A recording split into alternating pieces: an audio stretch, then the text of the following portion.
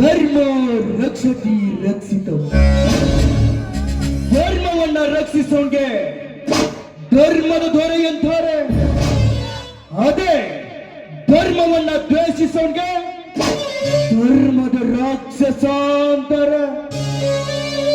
ಆದ್ರೆ ನಾನು ಚತುರ್ದಶಕ ಭುವನ ಭಯಂಕರನಾದ ಲಂಕೇಶ್ವರನಾದ ಪ್ರಭುತ್ವ ರಾವಣ.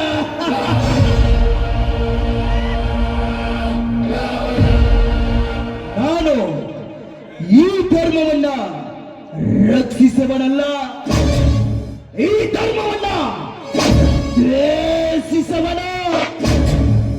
ಅಂದ್ರೆ ಈ ಕಲಿಯುಗದ ಮೇಲೆ ಮೇಲ್ವನ.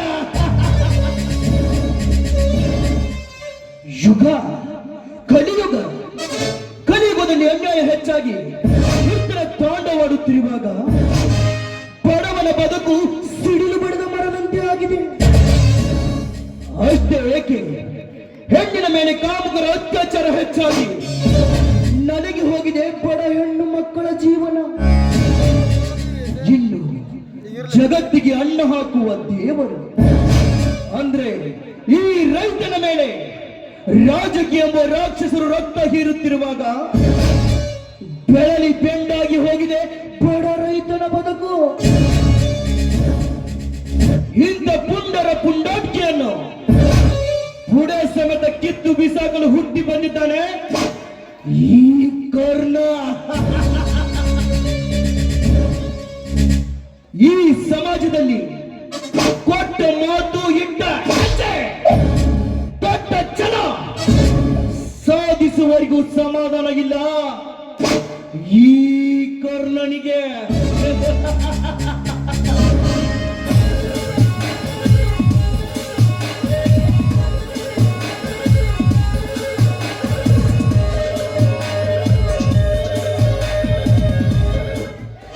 ಹಲೋ ಮಿಸ್ಟರ್, ದಾರಿಯಲ್ಲಿ ಮೈ ಉಬ್ಬಿಸಿಕೊಂಡು ಗೂಳಿ ನಿಂತಾಗೆ ನಿಂತಿದ್ದೀರಲ್ಲ, ಸ್ವಲ್ಪ ದಾರಿ ಬಿಟ್ಟು ನಿಂತ್ಕೊಡ್ರಿ.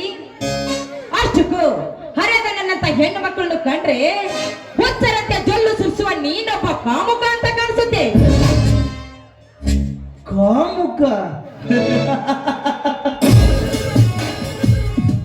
ಹುಚ್ಚು ಎಣ್ಣೆ, ಈ ಸಮಾಜದಲ್ಲಿ ಹುಟ್ಟುವ ಪ್ರತಿಯೊಂದು ಗಂಡಿಗೂ ಅಕ್ಕ ತಂಗಿ ತಾಯಿಯನ್ನು ಮಮತೆ ಕೊಟ್ಟು ಬೆಳೆಸಿದ್ದಾರೆ ಈ ಸಮಾಜದ ತಂದೆ ತಾಯಿಗಳು.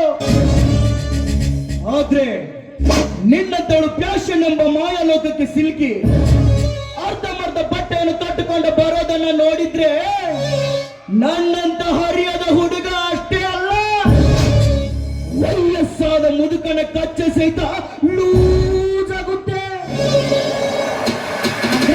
ಅಂಥದ್ರಲ್ಲಿ ನಾನೇನೆ ದೊಡ್ಡ ಮಹಾ.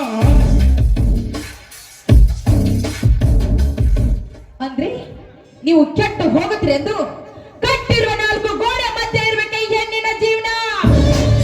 ನೀನು ಹೇಳುವ ಹಾಗೆ ಈ ಹೆಣ್ಣಿಗೆ ಸ್ವತಂತ್ರ ಬೇಡವೇ? ನಿಮ್ಮಂತ ಗಂಡುಗಳಿಗೆ ಅಂಜಿ ಈ ಹೆಣ್ಣಿನ ಸೌಂದರ್ಯ ಮುಚ್ಚಿಡ್ಬೇಕು ಅಂತ ಹೇಳ್ತಾ ಇದ್ದೀರಾ?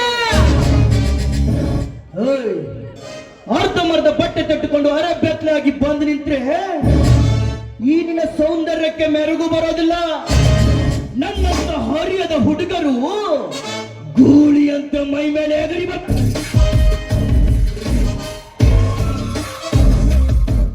ದೂರ ಸರಿ ಆಚೆ. ನಿನ್ನ ಮಾತನ್ನು ಕೇಳಿ ಹುಚ್ಚರಂತ ನಟಿಸಿದ್ರೆ ಈ ಜಗತ್ತು ಹೇಳುತ್ತೆ ಹೆಣ್ಣಿನ ಸೌಂದರ್ಯಕ್ಕೆ ಬೆಲೆ ಕೊಡದ ಭಾರತೀಯ ಸಂಸ್ಕೃತಿ ಇದು ಎಂತದು ಅಂತ. ಸಾಕಷ್ಟು ಕಂಡಿದ್ದೇನೆ.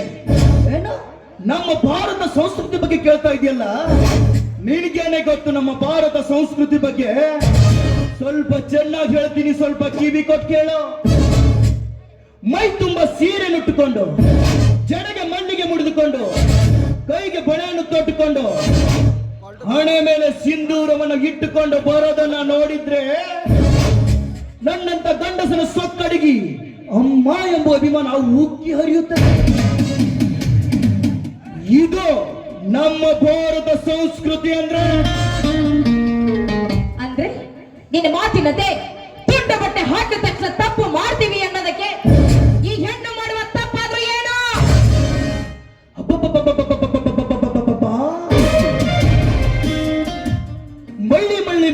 ಎಷ್ಟು ಕಾಲು ಅಂದ್ರೆ 3 ಮತ್ತೊಂದು ಅಂತೇಳಂತೆ.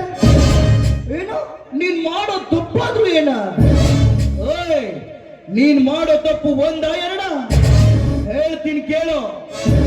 ಮುಂದಿನ ಪೀಳಿಗೆಗೆ ದಾರಿ ದೀಪಗಳಾಗಬೇಕಂತ ನಿನ್ನಂತ ಹೆಣ್ಣುಗಳು ಬಾರ್ನಲ್ಲಿ ಕುಳಿತು ಬೀರ್ ಕುಡಿತೀರಲ್ಲ, ಅದು ತಪ್ಪಲ್ವೇನ ಈ ನಿನ್ನ ಹೆಣ್ಣಿನ ಕುಲದಲ್ಲೇ? ಅಷ್ಟೇ ಏಕೆ, ಸಾಲಿ ಕಲಿಯುತ್ತೇನೆಂದು ತಂದೆ ತಾಯಿಗಳಿಗೆ ನೆಪ ಹೇಳಿ ರಾತ್ರಿ ಹೊತ್ತಲ್ಲಿ ಸಿಟಿ ಸೇರಿ ಮೆಂಡನ ಕೈ ಹಿಡಿದು ಕ್ಲಬ್ ಮಬ್ಬು ಅಂತ ಕುಣಿತೀರಲ್ಲ, ಅದು ತಪ್ಪಲ್ವೇನ ಈ ನಿನ್ನ ಹೆಣ್ಣಿನ ಕುಲದಲ್ಲೇ? ಅಷ್ಟೇ ಏಕೆ, 9 ತಿಂಗಳು ಹೆತ್ತು ಹೊತ್ತು ಸಾಕ್ಬೇಕಾದ ಹೆಣ್ಣನ್ನೇ ಬೋರ್ಗರ್ನೆ ಹತ್ಯೆ ಮಾಡ್ತೀರಲ್ಲ, ಅದು ತಪ್ಪಲ್ವೇನ ಈ ನಿನ್ನ ಹೆಣ್ಣಿನ ಕುಲದಲ್ಲೇ? ಇಷ್ಟೇ ಸಾಕ, ಇನ್ನು ಏನಾದ್ರೂ ಬೇಕಾ?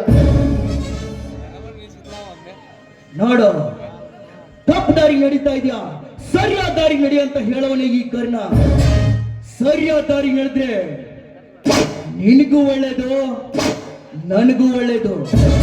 ಒಂದು ವೇಳೆ ಏನಾದ್ರೂ ನೀನು ತಪ್ಪು ದಾರಿ ನಡೆದೆ ಅಂದ್ರೆ ನಿನ್ನನ್ನ